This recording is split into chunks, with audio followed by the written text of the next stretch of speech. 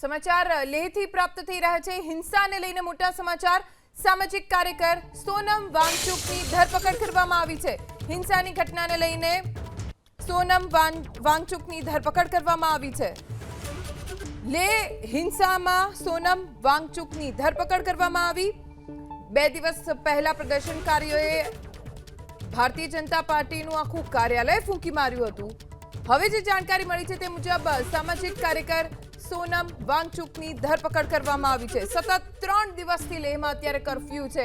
શાળા, કોલેજ, શૈક્ષણિક સંસ્થાઓ સતત 3 દિવસથી બંધ છે। સામાજિક કાર્યકર્તા સોનમ વાંગચુકની ધરપકડ કરવામાં આવી। 2 દિવસથી અહીંયા હિંસા ફાટી નીકળી છે। સમાચાર લેહથી પ્રાપ્ત થઈ રહ્યા છે। હિંસાને લઈને મોટા સમાચાર। સામાજિક કાર્યકર સોનમ વાંગચુકની ધરપકડ કરવામાં આવી છે। હિંસાની ઘટનાને લઈને સોનમ વાંગચુકની ધરપકડ કરવામાં આવી છે।